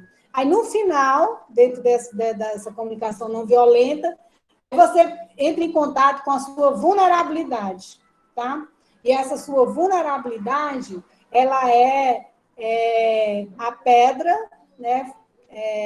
A base fundamental da comunicação não violenta. Imagine um modelo de comunicação que tem por base a vulnerabilidade. Aí, depois de todas essas etapas difíceis, você chega para a pessoa e diz, isso aí também é difícil, diz assim, fulano, alunos, eu gostaria que vocês, se tu tiver coragem, que vocês lessem o texto, porque eu tenho uma necessidade de me sentir adequada. Aí você simplesmente joga, assume a sua vulnerabilidade e você aceita, porque uns vão dizer, professora, tudo bem, e outros vão dizer assim, e o que é que eu tenho a ver com isso? Entende? Você não diz para que eles façam o que você quer, você diz apenas para poder falar, se expressar de como você se sente.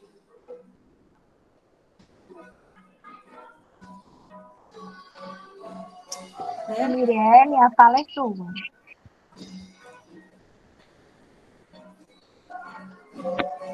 Olá. Mirelle. Primeiramente, eu queria parabenizar o espaço de tela, fazendo vários temas também. Esse tema, de fato, ele é muito relevante e pertinente quando se trata não somente da educação, mas da educação também. E, assim, falar da minha experiência com o grupo, né, coordenado pela professora Clesley, a gente trabalhava também, como ela mencionou, a questão da emoção. E isso foi muito válido para mim, não só dentro da universidade, né, mas também nas minhas relações pessoais fora dela. E uma experiência também que isso me marcou bastante foi durante o estágio, né? No último estágio, a gente já se encontrava no grupo, havia trocas, né, muito importantes. E aí no último estágio, eu já percebia coisas diferentes que eu não percebi no estágio, por exemplo, do fundamental, mas no último estágio do ensino médio eu já percebia coisas diferentes devido a essa aproximação com o grupo, com a fala de Wesley, com esses momentos, com essas trocas. Então, assim, isso é relevante, precisa ser debatido. Parabenizo pelo espaço, né, e pela fala da professora. A gente tem que pensar nisso em vários âmbitos, em vários, né, em várias perspectivas, e assim, onde a gente estiver. E, de fato, dentro da sala de aula, a gente precisa também enxergar o aluno pelo lado da emoção. Não esquecendo a razão, mas também levar em consideração a emoção.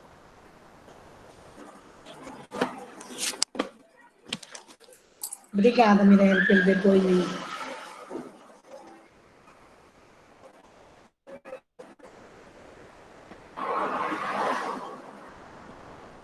Alessandra? Olá. A Mirelle Eu gostaria de falar também. Eu gostaria, Alessandra. Ótimo, a fala é sua, Joyce. Aguardei por esse momento a noite toda. Ótimo. Sim, mas agora você tá... Eu tô agora pensando, viu? Porque quando diz negócio é esse. Mas, vamos lá. Boa noite, pessoal, né? Meu nome é Joyce, para quem não me conhece, atualmente sou professora da rede estadual, né? Da CRED 16. E, pegando um pouco da fala do professor Ronils, né, que ele falou da disciplina que ele ministrou, me veio agora também um curso que eu estou participando, né, ofertado pelo Estado, que é sobre competências socioemocionais, né? Aí me veio a pensar, ele disse que a disciplina é um tampa-buraco. E esses cursos, geralmente, são ofertados, né, quando há uma pandemia agora, né, porque é para a questão de como estão as emoções do professor. Então, por que essas questões emocionais, né, estão sempre trabalhadas nessas questões, ou de tampar buraco, ou que há uma necessidade de estar acontecendo uma pandemia, e são só alguns exemplos, né? Deve haver outros. Então, era essa colocação, né? E como é que eu, uma professora da rede estadual agora, né, como é que eu vou falar ou ser uma professora que leva em consideração as questões emocionais dos meus alunos, se na minha formação, graduação, eu não tenho isso como uma base, né? Só tenho o conteúdo em si, né? A questão conteudista. Como é que eu vou ser uma professora, atuar, né, na docência como uma professora que vê essas questões, sendo que durante a minha graduação eu não vejo nada a partir disso. Queria deixar esse questionamento. Isso daí, ela perpassa pelo formato, né, da nossa sociedade, da nossa educação, onde é valorizado o aspecto, como é que se diz, mental. E que nós não podemos deixar de falar que o sistema educacional, ele reflete o sistema socioeconômico no qual ele está inserido. Então, nós estamos num sistema socioeconômico muito selvagem, muito cruel. E como ele é cruel e selvagem, então ele reforça, ele trabalha intencionalmente o embrutecimento do ser humano. E esse embrutecimento, ele passa pela questão das emoções, da negação das emoções e do repúdio às emoções. É necessário chegar a uma pandemia, né, que não chegou por acaso, eu acho que isso também ela é um reflexo do modo de vida. E aí a professora Lutz fez um questionário no departamento, onde 85% dos alunos que responderam disseram que eles tinham acesso à internet, tinham acesso às redes sociais, à internet. Mas quando foi perguntado se eles queriam aulas remotas, esses 85% caíram bastante. ficou uma dúvida, ficou entre 33% que sim, 28% que não, a diferença é pequena, e 38% tinham dúvida, dependia de como isso acontecia. E eu também percebo, conversando com os meus colegas, que mesmo os alunos que estão fazendo monografia, algumas podem ser continuadas nesse momento, né? E também a defesa dela pode ser feita através do Google Meet e outras plataformas, eles estão paralisados. E o motivo dessa paralisação é questões psicológicas e emocionais. Então, isso demonstra como a emoção ela é importante, ela é fundamental. Né? Mas, infelizmente, elas não são trabalhadas.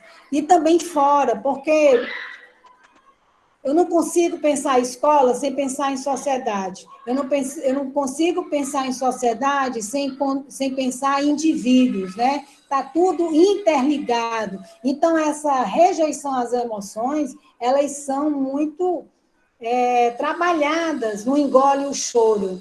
E quando eu falo no engole o choro, há um agravante, dependendo do gênero, né?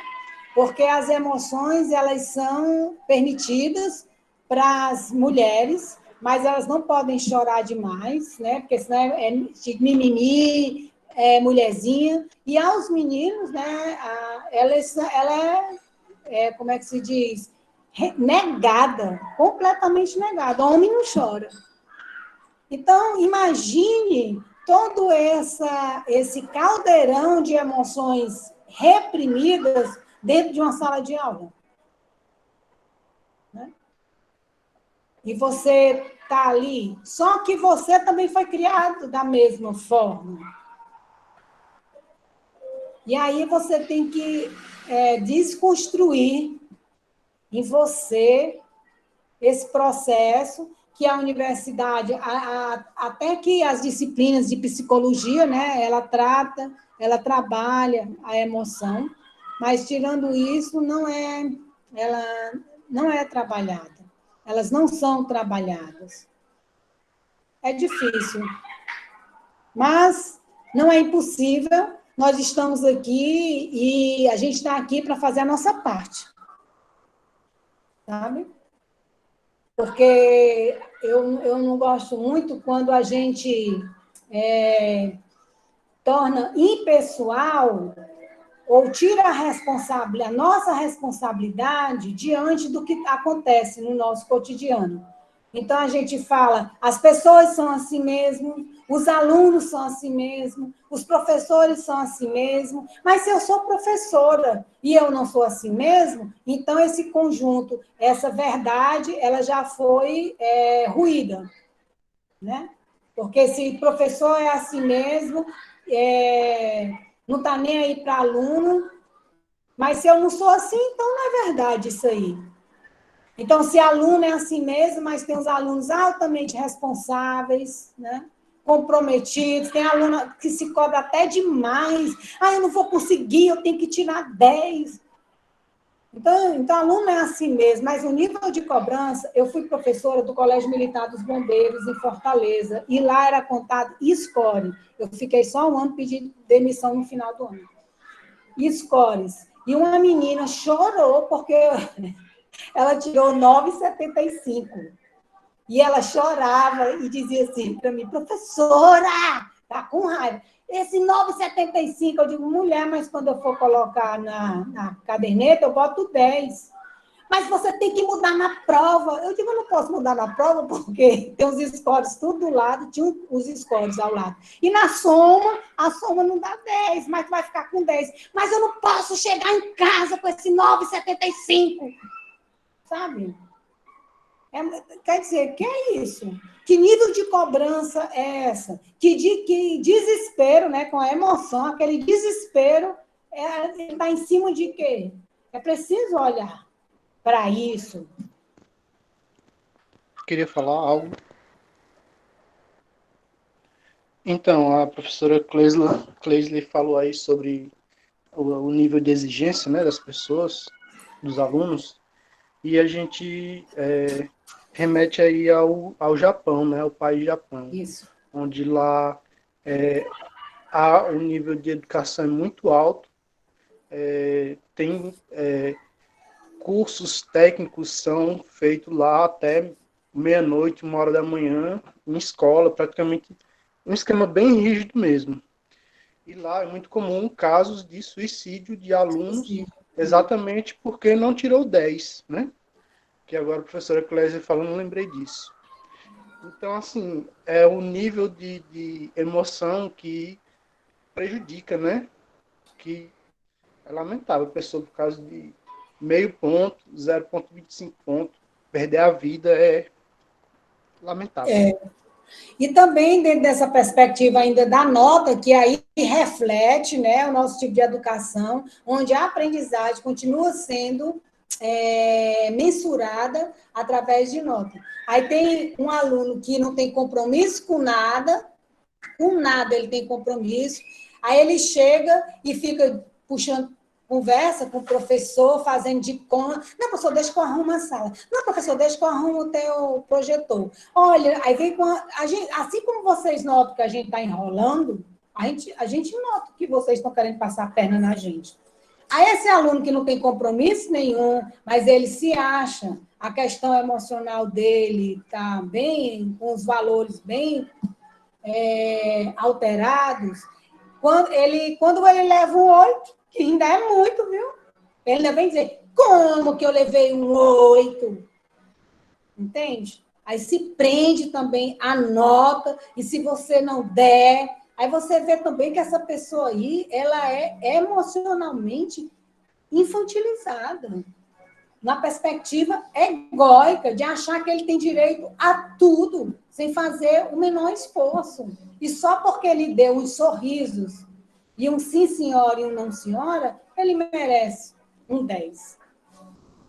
Isso tudo passa pela falta de autoconhecimento, gente. Por isso que é interessante também a questão da autoavaliação, sabe?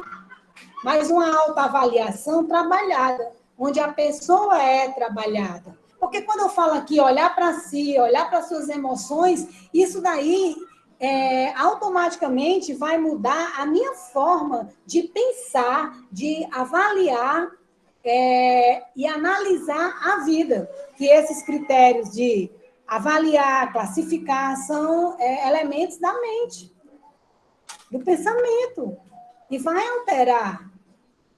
Então, quando ele vê uma autoavaliação, se ele se conhece e se percebe, ele vai ser muito real com o que ele vale, com que nota ele merece. Infelizmente, é a questão da nota, se autoavaliar. Porque tem pessoas que compreendem que a autoavaliação aí, ó, e a professora ainda é abestada, ainda acha que a gente é abestada, quem tirou isso não sei de onde. Ela bota a avaliação, eu sou um 10. E, ao mesmo tempo, vai ter pessoas, eu nunca esqueci, uma professora fez uma autoavaliação na minha especialização em psicopedagogia, e ela diz, dê sua nota. Eu me dei um 9,5, porque ninguém era 10, ninguém é 10. Aí a professora disse assim para mim, você se deu um 9,5? Você leu tudo que eu mandei, todas as aulas participavam. Como é que você dá um 9,5 para você? E eu com a falsa humildade, porque isso aí não é humildade, isso aí se chama baixa autoestima. Porque eu fui criada, eu tenho que olhar para tudo isso, com que tudo que eu fazia não era suficiente para o meu pai. Ele achava que eu não fazia nada mais do que a minha obrigação. Então, foi uma grande lição. Ela disse, eu vou botar o 9,5. E eu vi amigas minhas, colegas, não eram amigas, colegas, que não tinham o mesmo comprometimento de colocar um 10. E aí, eu disse, não, mas é porque eu acho que ninguém é 10. Besteira. Aí ela disse assim, mas você, nesse momento, você foi 10. Você, nesse momento, você deu o melhor de si, com muito compromisso. Mas como você acha que é um 9,5? Nunca mais eu me dei 9,5, nem 9,9, sabe? Ou eu dou 10, ou eu dou 8, ou eu dou, sabe, 8,5 se for mesmo, dependendo do que for, gente. Mas o nível de exigência que vem dentro de um processo de criação afetiva, onde eu não era boa o suficiente. Pelo menos eu me sentia, né? Porque às vezes não é a realidade. A criança, ela interpreta uma ação dos pais a partir do nível de compreensão e desenvolvimento emocional que ela se encontra. Então, mas você vê todo o movimento e toda a jornada que eu fiz, né, e a reflexão no distanciamento entre cabeça e coração. Estou falando aqui o coração na perspectiva que a gente acha que, né, a gente sente, as emoções são do coração, e na realidade as emoções, né, também é ação. Uma ação sentida, mas uma ação. Não sei se... Então, sabe, são muitas coisas que a gente tem que prestar atenção, que olhar, que acolher, para que o mundo seja melhor. E ele vai ser melhor se eu fizer a minha parte. A gente tem que parar de nos tornarmos impessoal. Nós temos que tirar essa impersonalidade que há dentro da nossa sociedade. E nós temos que nos perceber enquanto sujeitos, né? E aí tem a questão da geografia humanista, né? Que trabalha com essa perspectiva e que a geografia das emoções, ela abarca bem essas geografias que trabalham com geografia humanista, geografia cultural, que trabalha com a questão dos símbolos, dos significados das coisas. Senão a gente não vai conseguir romper.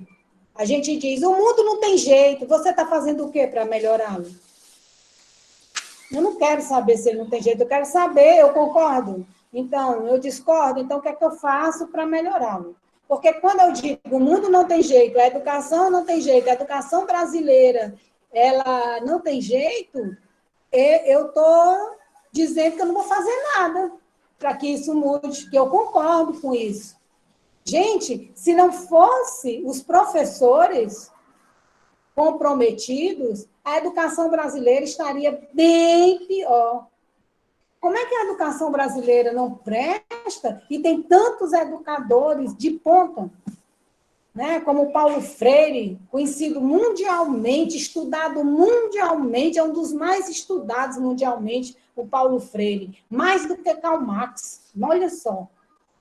Anísio Teixeira, a minha professora de matemática, Alice, da 4ª série. Então, é isso. Então, assim, quem trabalha na perspectiva humanista, na perspectiva da afetividade, a pergunta da Alessandra, ela percebe que eu vou fazer a minha parte. Que ela tem esperança. Não tem como a gente amar e não ter esperança. Mas é uma esperança e é um amor analítico, né? Eu gosto muito, quando eu estava estudando, a questão da crítica afetiva, ou então da afetividade crítica, né? É isso. Excelente fala. Alguém mais gostaria de falar? Senão a gente começa a encerrar pelo andar da hora, né? Já se aproxima das 9. Alguém mais gostaria de se colocar? Se não, a professora Clesla já pode finalizar. E aqui a gente agradece, tá? Em nome dos responsáveis pelo debate em tela, eu agradeço pela participação de todos os professores, de todos os alunos, certo? Foi um tema muito rico, pertinente, né? Onde ficou muito claro várias temáticas que muitas vezes a gente não compreendia. A professora Clesla, como sempre, acolhedora, verdadeira em sua fala, né? E ela pesquisou muito sobre a temática, a gente vê que ela tem domínio que se fala, né? E aí eu agradeço muito, de todo coração, por ter aceito o nosso convite. A gente sabe que não é fácil nesse momento no qual a gente está vivendo, ser professora, ser mãe, ser dona de casa, né? São muitos os afazeres e você disponibilizou do seu tempo e nos ofereceu uma noite magnífica, foi perfeito, uma noite de aprendizado, de troca. Eu acredito que hoje a gente sai aqui de coração feliz, né? E de também mente cheia de conhecimento, que é muito importante também, né? Gostaria de dar suas últimas palavras. Eu estou, né, com muita saudade dos meus alunos e alunas, e também dos ex-alunos, né? Muitos tornaram-se amigos bem próximos, e é isso que eu tinha para falar para vocês. E eu amo ser professora. Uma das coisas que eu gosto tanto, diz assim, as pessoas falam assim, eu te amo, aí a pessoa pergunta, por que é que você me ama? Aí a outra pessoa responde, porque você traz o melhor de mim, você faz com que eu seja o melhor de mim. Então, assim, eu adoro ser professora, porque quando eu estou em sala de aula, eu sou tudo que eu queria ser como pessoa, como ser humano, e que eu não consigo nas minhas outras relações de uma forma tão inteira como eu consigo dentro de sala de aula. Dentro de sala de aula, eu consigo ter paciência, eu consigo, a maioria das vezes, conter a palavra agressiva, a palavra que vai machucar, e que, às vezes, em outras relações, eu não consigo. Então, a sala de aula, para mim, ela é um lugar sagrado. Quando eu penso em ter medo e estar em sala de aula, eu sei que não, que ali eu estou protegida. Porque ali é muito. Essa é a minha percepção. É muito lindo a sala de aula. Ali é um lugar de muito afeto e é o lugar onde eu sou melhor enquanto ser humano. Não melhor na perspectiva de conhecimento teórico, embora eu me prepare bastante. Mas, como ser humano, é a sala de aula. E eu ter a oportunidade de sentir isso, de vivenciar isso, é um presente, sabe? É um presente. É só isso. E agradecer, né, todo o amor que eu recebo de vocês e todos os aprendizados que eu recebo de vocês. Gratidão mesmo. A gente é que agradece. Muito, muito obrigada. Muita gente comentando no chat que você é incrível, que és maravilhosa, que és uma inspiração para os alunos, certo? E eu acredito que deve sair dessa noite aqui com o coração cheio, né? Cheio de alegria, de gratidão. Não, aluno é massa, principalmente quando recebe nota. Aí todo mundo ama a gente, leva a nossa autoestima, mas eu acredito no amor de vocês, tá? Isso aqui que eu falo é só para brincar, tirar de tempo. Né, Maria? Maria é uma que também leva uns puxão de orelhas meus, e ela sabe que eu sou doida por ela, né? E ela acaba se aproveitando disso, e aí eu puxo a orelha. E os outros, né? Vários outros. É isso, gente. Muito obrigada. Puxa a orelha e acolhe. A gente que agradece. Laura, Diogo, gostaria de agradecer o pessoal. Somente obrigado a presença de todos. O projeto Debate em Tela continua com mais programações aí, toda sexta, né? Teremos outra entrevista e todos estão convidados. Obrigado. Eu também, Maria. Sim, sexta-feira. Isso, também gostaria de agradecer a todos pela presença, tanto dos professores que já passaram por aqui, como também dos alunos, dos colegas, e dizer que foi uma noite incrível. Parabéns à professora Cleisley, foi maravilhoso. E que sexta-feira nós temos o nosso último debate do ciclo, né, o terceiro ciclo de debates.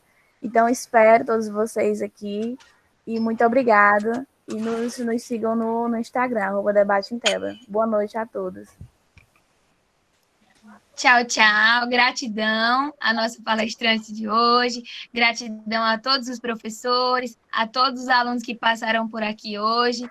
Fiquem bem, se cuidem, tá? E qualquer coisa, entrem em contato conosco.